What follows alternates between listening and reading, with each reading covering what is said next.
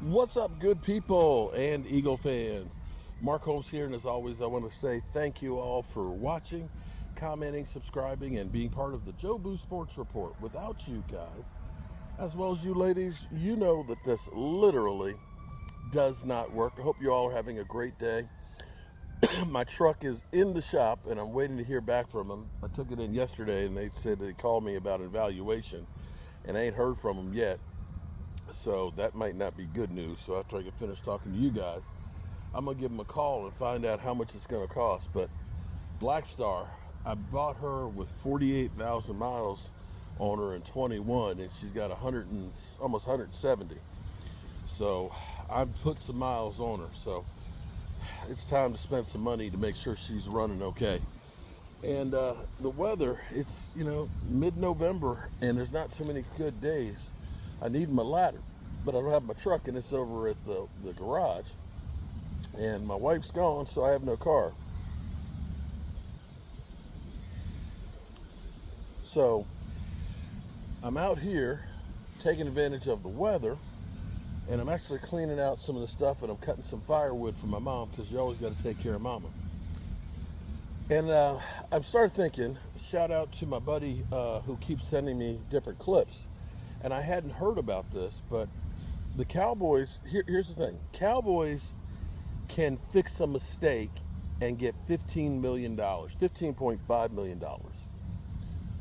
Unfortunately, there is no guarantee when you sign a player to a contract. The Cowboys signed Zeke Elliott, and they thought that he was going to be running for, 5-6 years and being great. But unfortunately, players get old overnight. So when Dan Orlowski says he can't believe that guys like A.J. Brown and Lane Johnson and Jalen Hurts forgot how to play football, it's not so much forgetting how to play football as it is you can get washed in a season. Derrick Henry and Saquon, they don't look like the same guys they were last year. Not even close. Anyway, the Cowboys, when they had Al Harris here, and they had Diggs and Bland, who both were leaders, in fact, record-setting leaders in interceptions and pick sixes in the NFL. Diggs coming off of his second All-Pro season. I believe he was All-Pro the second year. You looked at that and said, yeah, this guy is good.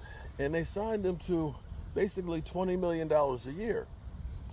Y'all remember when Diggs, his brother, said they wanted to play football together, and everybody's like, yeah, let's go ahead and get Stephon Diggs and things and get them together. Let's reunite it. Reunited, and it feels so good. Well, that ain't going to happen with the Cowboys, I can tell you that. And if the Cowboys decide to move on from Trayvon Diggs, they can make him a post-June 1st cut and save $15 million. Okay? $15.5 million. And the more, I still would like to know what happened. How did he get a concussion at his home? You know what I mean? And for him to be put on IR for a concussion is kind of weird. And I almost wonder if the Cowboys are protecting themselves from a grievance being filed against him. Because the more you look at everything that is with the package of the Diggs brothers, Stephon having 4 different baby mamas, I think it is, and Diggs having several himself. Not that there's anything wrong with that, but see, in 5 years after being out of football, don't cry broke, because you made the mess. But you start looking at the totality of everything that's there. I don't know where it all went wrong, but from the Cowboys basically saying, we don't think you're working hard enough to get back out on the field, to the concussion at home, and now you see that in 23, his brother is part of a lawsuit now where they beat a guy up in Vegas in an elevator, and Trayvon may be part of this lawsuit as well. And I don't have all the facts on all this, so don't quote me. Allegedly, there's a TMZ video that's out there and information on it and things. I'm not here to litigate that whole situation. But what you understand is after the Cowboys paid him, he unfortunately has had two catastrophic knee injuries, okay? One of which was the microfracture surgery, which is kind of the surgery to repair the cartilage of last resort. He's never going to be that guy, especially without Al Harris being here. He's never going to be that guy again. And thinking about that $15.5 million, you do realize that in the second year, to give you an example, in the second year of CeeDee Lamb's contract, $15.5 million is less than what his actual cap hit is the second year of his contract. So, ways you can look at this. If you do make him a post June 1st cut, okay, hypothetically, you can't use the money until June 1st, okay? But what you can do is you can franchise tag George Pickens, which of course would be $28 million locked up right then and there. But basically, you think about what his actual cap number for the first year would probably about $10 million.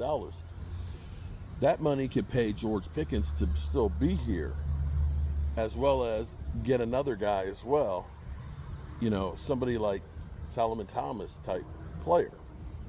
And see, that's what we have to start looking at now. That's the same thing when you look at Terrence Steele. These are ways that the Cowboys can get money to sign these guys that everybody is now saying, you can't sign, you can't sign. Well, you can sign. Take a look at the Eagles and how many guys they signed. And not all of the ones they signed worked. The Eagles have probably like $50 million in dead money this year. So I don't want to hear this whole thing that the Cowboys can't. Won't? Don't have desire to? Yeah, those things are reality when you're dealing with the Cowboys. But that they can't? No, can't isn't one of the ones. That's not true. They can. So, yeah, I think I can't see any shape, way, or form that Diggs comes back next year. It's just too much. It's just too much right now that's happened. Too much crap between both sides to mend these fences. And even if you mend the fences, I don't really think that he's going to be that player again. All right, you good people. I'm getting her done. This is all the wood that we pulled out. I've taken brush over there, and I'm cleaning out this section for the Department of Historic Resources, because this, we believe, is where the church was, built in 1832. So I'm cleaning it up, trying to see what's actually here. I'm going to get back to work. Peace.